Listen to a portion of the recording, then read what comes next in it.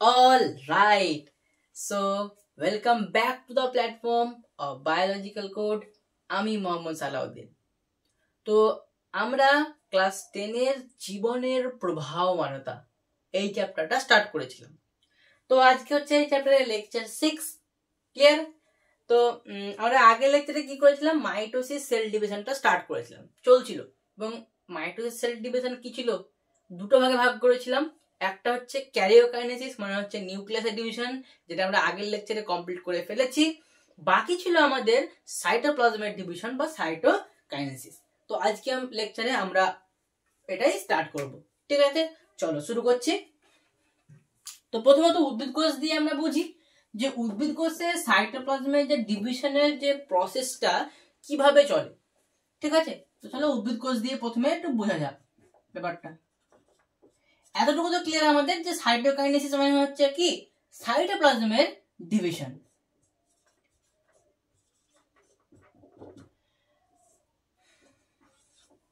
আচ্ছা, আমরা যখন আগের লেকচারে পড়ছিলাম মাইটোসিস সেল ডিভিশন, তখন আমি বলেছিলাম যে প্রাণী কোষের ক্ষেত্রে ইন্টারজোনাল তন্তু, সেই ইন্টারজোনাল তন্তুগুলি অবলুপ্তি ঘটে যায়, মানে কোনো বেম তন্তু থাকে না। টেলোফেজ দশায় যদি তোমরা দেখো, তো প্রাণী কোষে আমরা কোনো রকম বেম তন্তু দেখতে পাবো না। কিন্তু একই দিকে আমরা যদি উদ্ভিদ কোষের দিকে তাকাই, উদ্ভিদ কোষের ক্ষেত্রে কিন্তু ইন্টারজোনাল তন্তুগুলি অবলুপ্তি ঘটে না। এবার কেন ঘটে না সেটা আমরা এই সাইটোকাইনেসিসে বুঝতে পারবো। কারণ উদ্ভিদ কোষের ক্ষেত্রে যে উদ্ভিদ কোষের যে সাইটোপ্লাজমের ডিভিশন হয়ে অপত্য কোষের সৃষ্টি হতে ইন্টারজোনাল তন্তুর ভূমিকা কিন্তু আরেকটাই বড়।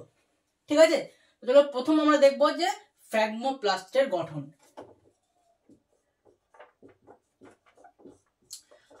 তো ইন্টারজোনাল তন্তুর কতটুকু ভূমিকা আছে আমরা এবার বুঝতে পারবো। প্রত্যেক কোষের মধ্যে কি থাকে, গলগি বডি থাকে, একই রকম ভাবে উদ্ভিদ কোষেও আছে। ঠিক আছে, তো উদ্ভিদ কোষের যে গলগি বডি, সেই গলগি বডিগুলো কি করে, দুই ধরনের উপাদান তৈরি করে। একটা হচ্ছে ক্যালসিয়াম পেকটেট, আরেকটা হচ্ছে ম্যাগনেসিয়াম পেকটেট। ঠিক আছে, এবার কি হয়, এই যে ক্যালসিয়াম পেকটেট এবং ম্যাগনেসিয়াম পেকটেট, এরা কিন্তু কি করে, এই যে ইন্টারজোনাল তন্তুর ওই মাঝে ওখানে যায়, মানে ইন্টারজোনাল তন্তুর কাছাকাছি যায়। এক কথায় গলগি বডি কি করে, ওই ইন্টারজোনাল তন্তুর মাঝামাঝি অঞ্চলে গিয়েই এই দুটো উপাদানকে রিলিজ করে, মানে ছাড়ে এক কথায়। সেই সময় কি হয়, এই ক্যালসিয়াম পেকটেট এবং ম্যাগনেসিয়াম পেকটেট এরা দুজনে এবার কি হয়, মিক্স হয়ে যায়। এই ধরনের ক্যালসিয়াম পেকটেট ছিল, এই ধরনের ম্যাগনেসিয়াম পেকটেট ছিল, এরা কি হলো, মিক্স হয়ে গেল। নিয়ে কি তৈরি করলো আমাদের একটা নতুন উপাদান, যেটাকে বলা হচ্ছে ফ্র্যাগমোজোম। ঠিক আছে, তৈরি করলো কি, ফ্র্যাগমোজোম। এটা একটা ক্ষুদ্র ভেসিকল টাইপের। ঠিক আছে, এটা ছোট্ট ক্ষুদ্র ক্ষুদ্র ভেসিকল, একটা নয় অনেকগুলো তৈরি করে এরকম। এবার ইন্টারজোনাল তন্তু কি করে, এই ফ্র্যাগমোজোমের সঙ্গে কিন্তু এবার জোড়া লেগে যায়। তাহলে ব্যাপারটা কি হলো, এখানে ধরে নাও ইন্টারজোনাল তন্তু ছিল, ইন্টারজোনাল তন্তু ছিল। ঠিক আছে, আর ওইদিকে ক্যালসিয়াম পেকটেট এবং ম্যাগনেসিয়াম পেকটেট কি করলো, ফ্র্যাগমোজোম গঠন করলো। এবার ইন্টারজোনাল তন্তু এবং ফ্র্যাগমোজোম এরা কি করবে, এবার জোড়া লেগে যাবে এবং নতুন একটা উপাদান তৈরি করবে, যাকে বলা হবে কি, ফ্র্যাগমোপ্লাস্ট। ক্লিয়ার? এইটা একটা নতুন উপাদান তৈরি হলো কোষের মধ্যে, ফ্র্যাগমোপ্লাস্ট। ঠিক আছে, তাহলে ইন্টারজোনাল তন্তুর ভূমিকা আমরা বুঝতে পারলাম। এই একটা পুরো প্রথম প্রসেস হলো আমাদের। এখানে কি হচ্ছে, প্রথম প্রসেস কমপ্লিট হচ্ছে। কি হলো, প্রথমে দেখো ফ্র্যাগমোজোম তৈরি হচ্ছে। দেখো এগুলো হচ্ছে কি ইন্টারজোনাল তন্তু, যেগুলো এভাবে লম্বা লম্বা হয়ে আছে, এবং তার মাঝে যে ছোট ছোট পুতকি পুতকি আছে, ওগুলো হচ্ছে কি ক্যালসিয়াম পেকটেট এবং ম্যাগনেসিয়াম পেকটেট। ঠিক আছে, ক্যালসিয়াম পেকটেট এবং ম্যাগনেসিয়াম পেকটেট মানে কি, ফ্র্যাগমোজোম। তো এই যে ছোট ছোট ক্ষুদ্র ক্ষুদ্র ফ্র্যাগমোজোম এবং তার মানে সামনে যে বা পাশে যেই হোক যে ইন্টারজোনাল তন্তুগুলি আছে, তারা এবার যুক্ত হয়ে তৈরি করবে কি ফ্র্যাগমোপ্লাস্ট। প্রথম আমাদের স্টেপ কমপ্লিট। নেক্সট স্টেপে আমরা এবার দেখবো কি আমাদের কি আছে এবার কোষ পাতের গঠন। তো কোষ পাতের গঠনটাও খুবই একটা ইন্টারেস্টিং। দেখো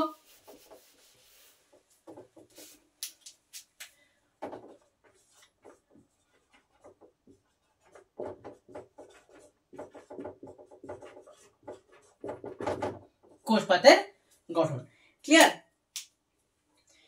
কিভাবে হবে।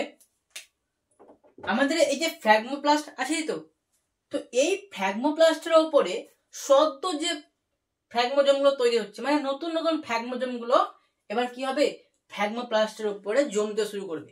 যত জমবে ধরুন এটা ফ্র্যাগমোপ্লাস্ট চাপছে চাপছে ফ্র্যাগমোজোম চাপছেই, তো একসময় কি দেখা যাবে এই লেয়ারটা কিন্তু অনেকটা মোটা হয়ে যাবে, বড় হয়ে যাবে। ঠিক আছে, নিয়ে তো এই লেয়ারটার কি তৈরি এবার ফ্র্যাগমোজোম যে এর উপরে জমা হচ্ছে, ফ্র্যাগমোজোমের ভিতরে কি আছে ক্যালসিয়াম পেকটেট আছে এবং ম্যাগনেসিয়াম পেকটেট আছে। তো ওই যে ক্যালসিয়াম পেকটেট এবং ম্যাগনেসিয়াম পেকটেট এরা এবার কি তৈরি করবে কোষপাত তৈরি করবে।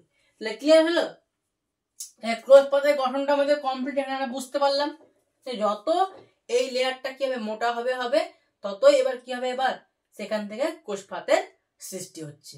ইজি কনসেপ্ট যে ফ্র্যাগমোপ্লাস্ট তো আছেই, শুধু ফ্র্যাগমোজোমটা জমা হচ্ছে নিয়ে তৈরি করছে কি কোষপাত।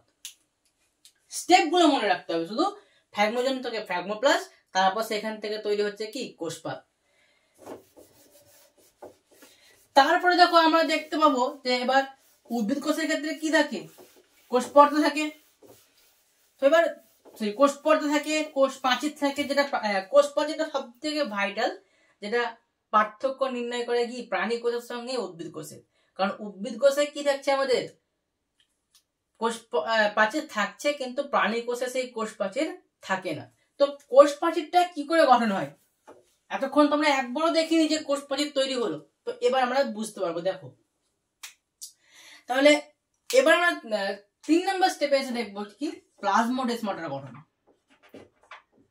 প্লাজমোডেসমাটার গঠন। আচ্ছা প্লাজমোডেসমাটার নাম আমরা সবাই শুনেছি। প্লাজমোডেসমাটাটা কি প্রত্যেক কোষের একটা আমি কি বলবো জানলা বা দরজা স্বরূপ। ঠিক আছে, জানলা দরজাতে আমরা কি করি হয়তো আদার যাওয়া আসা করি, বাইরে গেলাম আবার ভিতরে প্রবেশ করলাম। তো একটা কোষের ক্ষেত্রে এই ছোট ছোট ক্ষুদ্র যেগুলো থাকে এই প্রত্যেক ক্ষুদ্রকে বলা হয় কি ছিদ্র, ক্ষুদ্র তো নয় ছিদ্রগুলিকে বলা হয়, ওই ছিদ্রগুলিকে বলা হয় কি প্লাজমোডেসমাটা।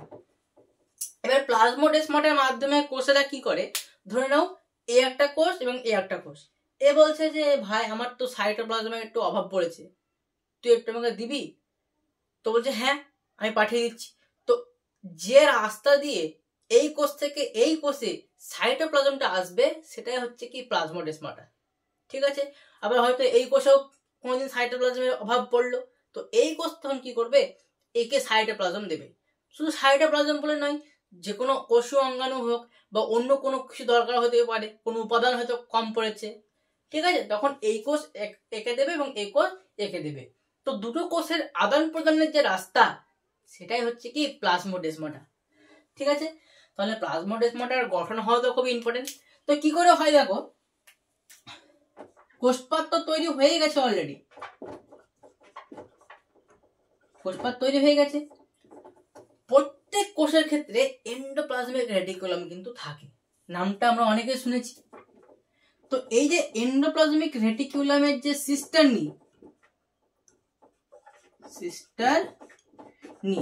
তো এন্ডোপ্লাজমিক রেটিকুলামের যে সিস্টারনি এই কোষপাতের মিডলে কি করবে ছোট্ট ছোট্ট মানে ছিদ্র তৈরি করবে, এরকম করে ছিদ্র তৈরি করবে।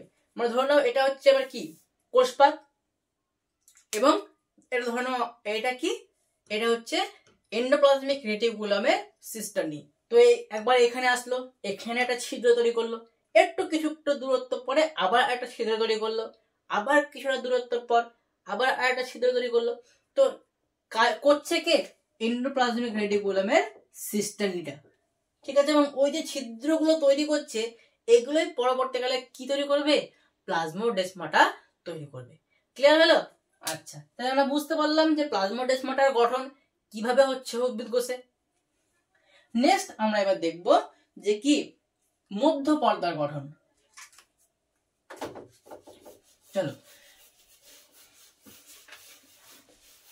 আমরা এবার দেখব কি মধ্য পর্দার গঠন।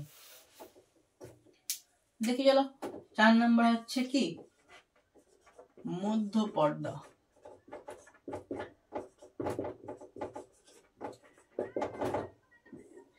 আচ্ছা, আমরা কোষপাতের ব্যাপারে বলছিলাম, তো ওই কোষপাতকে সবসময় কি ছোট্ট হয়ে থাকবে না, যত এবার ওর লেয়ারটা বড় হবে ও কিন্তু সাইডেও কিন্তু কি হবে বড় হবে। বড় হতে হতে হতে এক টাইমে কি দেখা যাবে এটা তো মাতৃকোষ, তো সে কি করবে মাতৃকোষের যে কোষপ্রাচীরের যে দেয়াল তাকে কিন্তু সে কি করবে টাচ করবে, নিয়ে তখনই একটা ভৌত প্রক্রিয়ায় একটা বিশেষ প্রসেসের মাধ্যমে সেখান থেকে তৈরি হবে কি মধ্য পর্দা। একটা প্রসেস চলে, ওখানে একটা ভৌত প্রসেস চলছে। সেই সময়েই কি হচ্ছে যখনই কোষপাত কি করবে ওই মাতৃকোষের কোষপ্রাচীরকে টাচ করবে, ওই সময়ে কি গঠন হবে একটা প্রক্রিয়ার মাধ্যমে মধ্য পর্দা তৈরি হবে। ক্লিয়ার হলো? শুধুটা নিজেকে ভাবনা চিন্তা, তুমি নিজেরা এটা লিখতে পারবে, এটা দিয়েও দেয় পরীক্ষাতে, তো নিজেরা একটু আইডিয়া করে লিখতে পারবে, সমস্যা নেই। 5 নম্বর আমরা এবার দেখবো কি 5 নম্বর আমরা দেখবো এবার প্রাথমিক প্রাচীরের গঠন।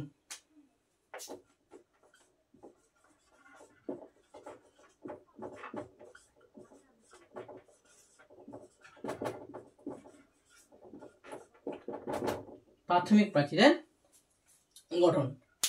আচ্ছা, উদ্ভিদ কোষের কোষ পর্দা তো আছেই, ঠিক আছে, আর এদিকে আমাদের মধ্য পর্দাও রেডি। তো এই যে মধ্য পর্দা তার সঙ্গে ওই যে কোষ পর্দার মধ্যে কি থাকে সেলুলোজ থাকে, হেমিসেলুলোজ থাকে। তো এই সেলুলোজ এবং হেমিসেলুলোজ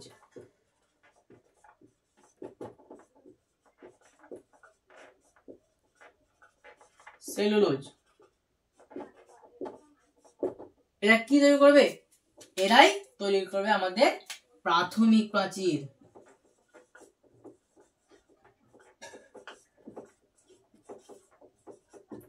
নিয়ে এবার কি হবে প্রাথমিক প্রাচীর তৈরি হয়ে গেল, তারপরে এবার সেটা কি হবে বড় হয়ে হয়ে হয়ে ডিভিশন হয়ে যাবে, নিয়ে দুটো অপত্য কোষের সৃষ্টি করবে, বাস কমপ্লিট হয়ে গেল। তো এই ছিল উদ্ভিদ কোষের কি সাইটোকাইনেসিস। প্রাণী কোষের সাইটোকাইনেসিস কিন্তু এতটা মানে প্রসেস নেই, হালকা ছোট্ট ভাবেই প্রাণী কোষের সাইটোপ্লাজমের ডিভিশন ঘটে যায়, এতটা ডিপ থাকে না, ঠিক আছে। তো ক্লিয়ার হলো আমাদের প্রাথমিক প্রাচীরের গঠনটা কিভাবে হলো সেটা আমরা বুঝতে পারলাম। তাহলে মধ্য পর্দার কাজ কতটুকুই ওই প্রাথমিক প্রাচীরটাকে গঠন করাতে সাহায্য করা, ঠিক আছে। চলো এবার আমরা দেখবো উদ্ভিদ কোষের সাইটোকাইনেসিস।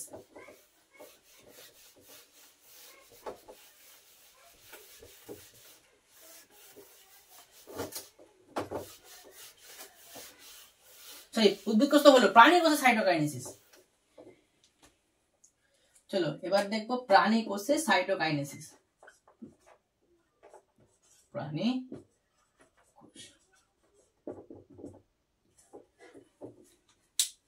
ঠিক আছে, আমরা এখন মানে প্রাণী কোষের সাইটোকাইনেসিস যেটা পড়বো, তো এই প্রক্রিয়াটা বর্ণনা করেছিলেন কে ডগলাস মার্সল্যান্ড, ঠিক আছে। ডগলাস মার্সল্যান্ড কি করেছিলেন এই পুরো প্রাণী কোষের যে সাইটোকাইনেসিসের প্রসেসটি তিনি বর্ণনা করেছিলেন।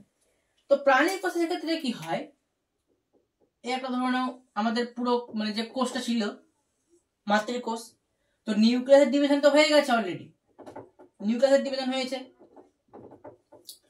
এবার আমাদের কি হয়, আমাদের প্রাণী কোষে কিন্তু ইন্টারজোনাল তন্তু থাকে না, কিন্তু ব্যাপারটা হয় কি এই যে একটা কোষের যে নিরক্ষীয় অঞ্চল, এই যে এইটা,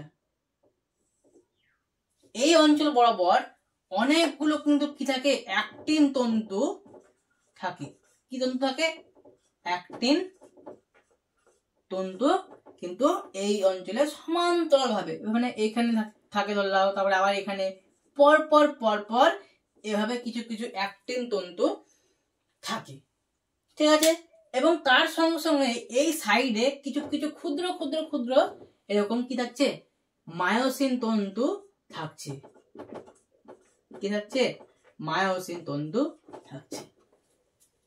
এবার এই অ্যাক্টিন তন্তু এবং মায়োসিন তন্তু এটা কি হয়েছে, মিক্স হয়ে যায়, এটা একে অপরের সঙ্গে মিক্স হয়ে যায়, নিয়ে তৈরি করছে কি, এরা একটা রিং গঠন করে, মানে একটা চাকতি বলবো বা একটা রিং এর মতন একটা গঠন তৈরি করে, যাকে বলা হচ্ছে কি এই রিংটার নাম হচ্ছে কন্ট্রাকটাইল রিং। কি হচ্ছে, কন্ট্রাকটাইল রিং।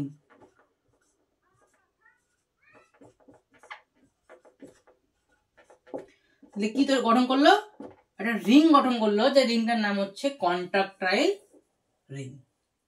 এবার এই রিংটা যত কি হবে, বড় হবে, এই সাইডে যত বড় হবে তত এই যে কোষের যে পর্দা সেটা ভিতরে ঢুকতে শুরু করবে, মানে বড় তো নয়, ছোট হবে যত হবে রিংটা।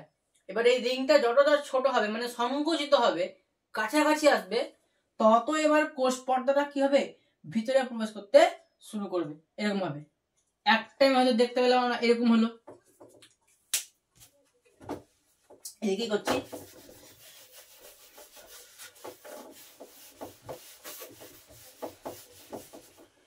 ধরে নাও প্রথমে কেমন থাকবে, এই কোষ ছিল,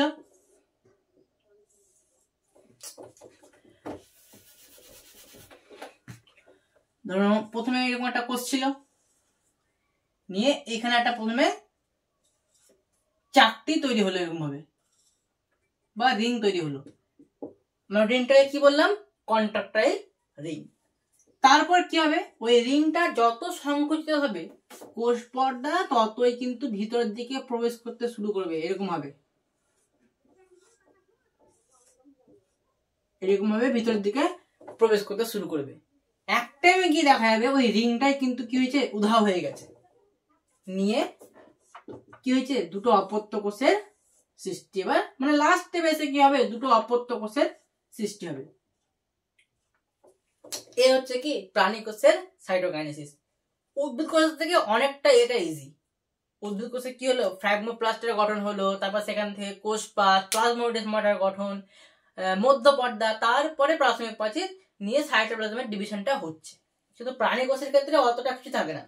প্রাণী কোষে কি হচ্ছে, যে নিরক্ষীয় অঞ্চলে একটা কোষের কি হচ্ছে, অ্যাক্টিন তন্তু থাকছে এবং তার সঙ্গে সঙ্গে ক্ষুদ্র মায়োসিন তন্তু থাকছে। এবার অ্যাক্টিন তন্তু আর এই মায়োসিন তন্তু এটা কি হলো, মিক্স হয়ে গেল, নিয়ে তৈরি করলো কন্ট্রাকটাইল রিং। এবার এই কন্ট্রাকটাইল রিং যত ছোট হচ্ছে তত একটা দেখো কি হচ্ছে, ভাঁজ, একটা ভাঁজের সৃষ্টি হচ্ছে। এই ভাঁজটা কিন্তু কি বলা হয়, একে বলা হয় ক্লিভেজ।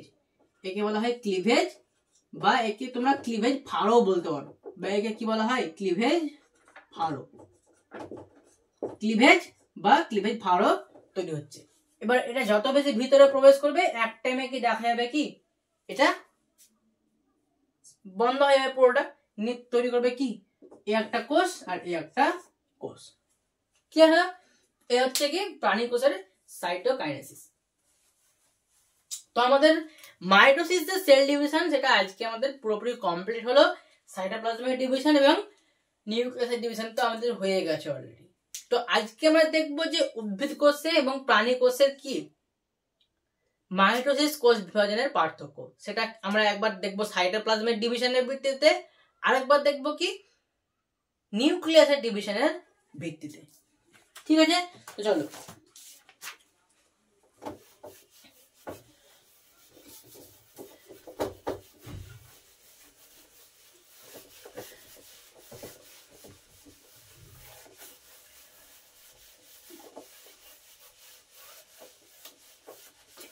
তো এখানে যখন সাইটোকাইনেসিস লেখা আছে, তাহলে প্রথমে আমরা সাইটোপ্লাজমের ডিভিশনের ভিত্তিতে দেখি উদ্ভিদ কোষ এবং প্রাণী কোষের মধ্যে কি কি পার্থক্য আমরা পাচ্ছি। তো এদিকে লেখো উদ্ভিদ এবং এদিকে লেখো প্রাণী, প্রাণী কোষ, উদ্ভিদ কোষ। তাহলে প্রথম আমরা কার ভিত্তিতে দেখবো, আমরা দেখবো সূচনাকাল।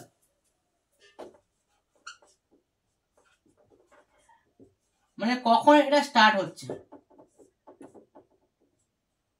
স্টার্টিং টাইমটা কিন্তু ভালোভাবে মনে রাখতে হবে যে এটা হয় কখন। তো প্রাণী কোষের ক্ষেত্রে সাইটোপ্লাজমের ডিভিশনটা কখন হচ্ছে, যখন টেলোফেজ দশা প্রায় শেষের দিকে, টেলোফেজ দশা প্রায় শেষের দিকে, তখন কিন্তু কি হয়, উদ্ভিদ কোষের ক্ষেত্রে সাইটোপ্লাজমের ডিভিশনটা তখন স্টার্ট হওয়া শুরু হয়। কিন্তু প্রাণী কোষের ক্ষেত্রে কি হয়, অ্যানাফেজ দশার শেষের দিকে বা টেলোফেজ দশার একদম শুরুর দিকে যখন স্টার্ট হবে, তখনই হবে কি প্রাণী কোষের ক্ষেত্রে সাইটোপ্লাজমের ডিভিশন কিন্তু স্টার্ট হয়ে যায়।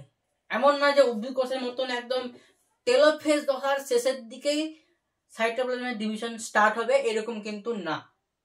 অ্যানাফেজ দশার শেষের দিকে বা টেলোফেজ দশার শুরুর দিকে কি হয়, প্রাণী কোষে কি হচ্ছে, আমাদের সাইটোপ্লাজমের ডিভিশন হচ্ছে। এবার আমরা দেখবো পদ্ধতি।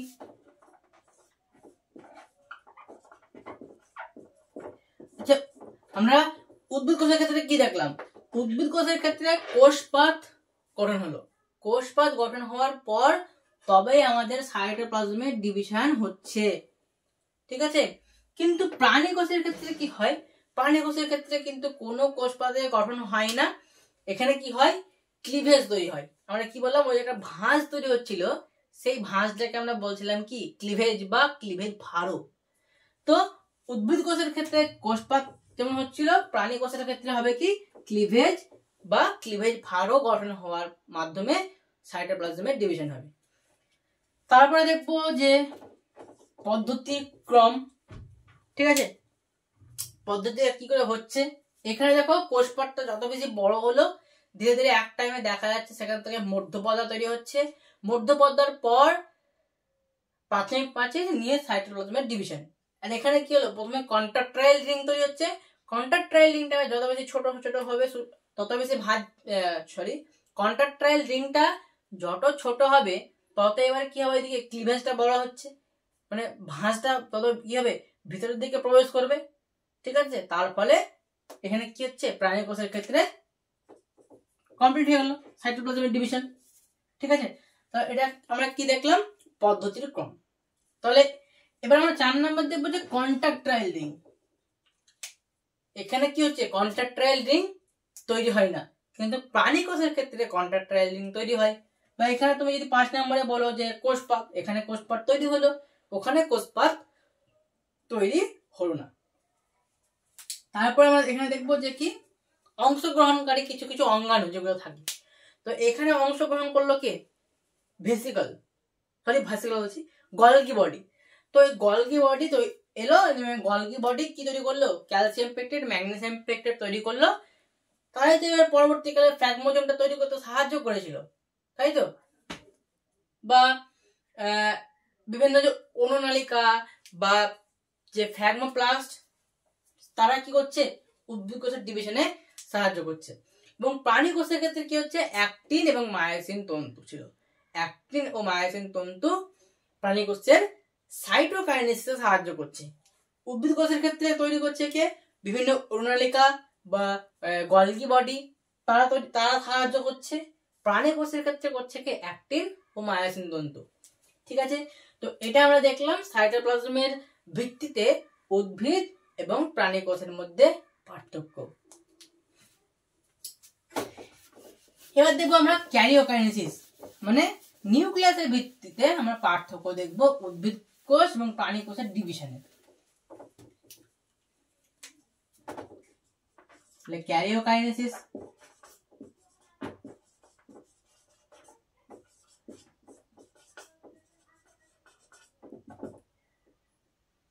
চলো, প্রথমত আমরা দেখবো যে বেমের গঠন।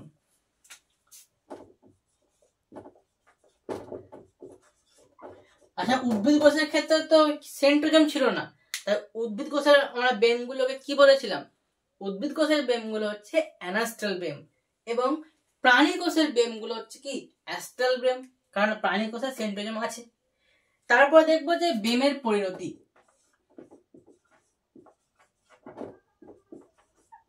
বেমের শেষ পর্যন্ত পরিণতি, তাহলে উদ্ভিদ কোষের ক্ষেত্রে কি হলো, বেম তন্তু কিন্তু অবলুপ্তি কিন্তু হয়নি, বেমতন্তু কাজে লাগলো কখন? সাইটোপ্লাজমের ডিভিশনে। কিন্তু অপরদিকে প্রাণী কোষের ক্ষেত্রে যদি আমরা তাকাই, তো প্রাণী কোষের ক্ষেত্রে বেমতন্তু অবলুপ্তি কিন্তু হয়ে গেছিল। সাইটোপ্লাজমের ডিভিশনে বেমতন্তুর কোনো কাজ ছিল না। তারপর আমরা দেখবো যে প্রকার।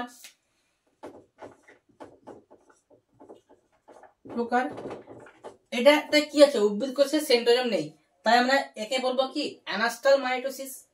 এবং প্রাণী কোষকে আমরা কি বলবো? অ্যাস্টাল মাইটোসিস, কারণ প্রাণী কোষে সেন্ট্রোজোম আছে। ঠিক আছে। 4 নম্বর আমরা দেখবো যে মেটাফেজ প্লেট। মেটাফেজ প্লেট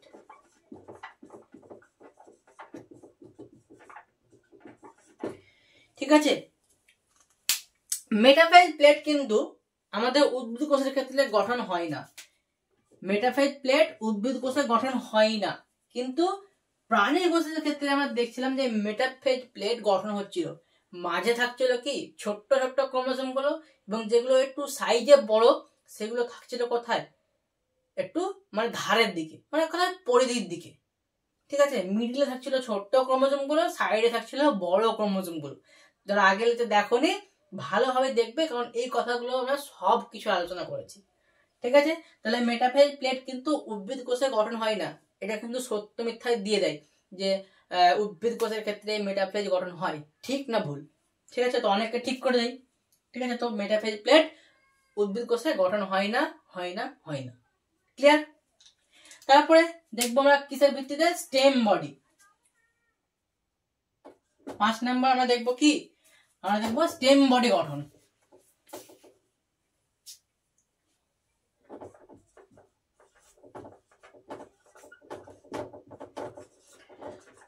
উদ্ভিদ কোষের ক্ষেত্রে স্টেম বডি কিন্তু কি হয় না? গঠন হয় না।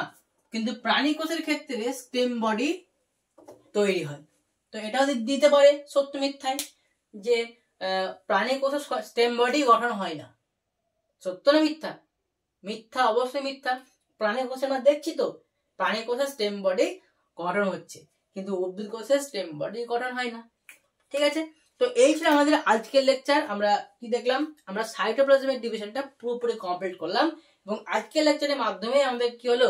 মাইটোসিস কোষ বিভাজনের যে পুরো যেটা বিশাল একটা পদ্ধতি বা একটা হোল একটা পুরো প্রসেস, এটা পুরো বড় সড়ো প্রসেস আমরা কমপ্লিট করে ফেললাম। ঠিক আছে। তো মাইটোসিস সেল ডিভিশন আমাদের ডান পুরোপুরি। তোমরা এবার নিজেরা পড়ো, চেষ্টা করো ভালোভাবে পড়ার। কোনো সমস্যা যদি থাকছে এই কোষ বিভাজন সম্বন্ধে, তো অবশ্যই কমেন্ট বক্সে আমাকে জানাবে। ঠিক আছে। যে দাদা এই জায়গাটা বুঝতে পারলাম না, আরেকবার বলে দিন। ঠিক আছে। আমি কমেন্টে অবশ্যই উত্তর দিয়ে দেবো। এবার পুরো প্রসেসটা আলোচনা করা যাক। উদ্ভিদ কোষের ক্ষেত্রে আমরা দেখলাম কি? ফ্র্যাগমোজোম তৈরি হলো। Calcium pectate, magnesium pectate Golgi body থেকে তৈরি হয়েছিল, এবং তারা তৈরি করেছিল ফ্র্যাগমোজোম। ফ্র্যাগমোজোমগুলি ইন্টারজোনাল তন্তুর সঙ্গে যুক্ত হয়ে ফ্র্যাগমোপ্লাস্ট তৈরি করলো। ফ্র্যাগমোপ্লাস্ট থেকে তৈরি হচ্ছে কোষপাত। কোষপাত আছেই, তার সঙ্গে কি হচ্ছে? এন্ডোপ্লাজমিক রেটিকুলামের সিস্টেম নিয়ে এলো, তৈরি করলো কি? প্লাজমোডেসমাটা। ঠিক আছে। তারপরে তৈরি হচ্ছে মধ্যপর্দা। মধ্যপর্দা এবং কোষপর্দার যে সেলুলোজ, হেমিসেলুলোজ, এরা তৈরি করছে কি? এরা তৈরি করছে আমাদের প্রাথমিক কোষ প্রাচীর। এই গেল উদ্ভিদ কোষের ক্ষেত্রে। প্রাণী কোষের ক্ষেত্রে কি হচ্ছে? প্রাণী কোষের যে অ্যাক্টিন তন্তু এবং মায়োসিন তন্তু, এরা এক ধরনের রিং তৈরি করছে, যাকে বলছি কি আমরা? কি? কন্ট্রাকটাইল রিং। এবং এই রিংটা যত ক্ষুদ্র হয় তত প্রাণী কোষের কোষ পর্দার ভিতর দিকে প্রবেশ করে, নিয়ে একটা ভাঁজ তৈরি করছে, যেই ভাঁজটাকে আমরা বলছিলাম ক্লিভেজ বা ক্লিভেজ ফাড়ো। এক টাইমে ক্লিভেজ ফাড়ো যখন কি হবে? এদিকে ক্লিভেজ ফাড়ো এবং এদিকে ক্লিভেজ ফাড়ো যখন এভাবে লেগে যাবে, তখনই সাইটোপ্লাজমটা ডিভিশন হবে। এই একটা কোষ এবং এই একটা কোষ আমরা পাবো। তো ঠিক আছে, আজকের লেকচার এতদূর পর্যন্ত। যদি আজকের লেকচার তোমাদেরকে ভালো লাগলো, তো অবশ্যই আমাকে আরো বেশি আগ্রহ দাও এবং ভিডিওতে লাইক দাও, যাতে আমি ভিডিও করতে আরো আগ্রহ পাই। এবং যদি কোনো প্রবলেম থাকে তো অবশ্যই কমেন্ট বক্সে জানাবে, এবং এরকম আরো এডুকেশনাল ভিডিও যদি তোমাদের কাছে আগে পৌঁছে যায়, তাই আমাদের চ্যানেলটাকে সাবস্ক্রাইব করে রাখবে, এবং আমাদের চ্যানেলের সঙ্গে বায়োলজিক্যাল কোডের সঙ্গে তোমরা যুক্ত থাকো। আজকের ক্লাসের জন্য থ্যাংক ইউ। আবার দেখা হচ্ছে পরের ক্লাসে।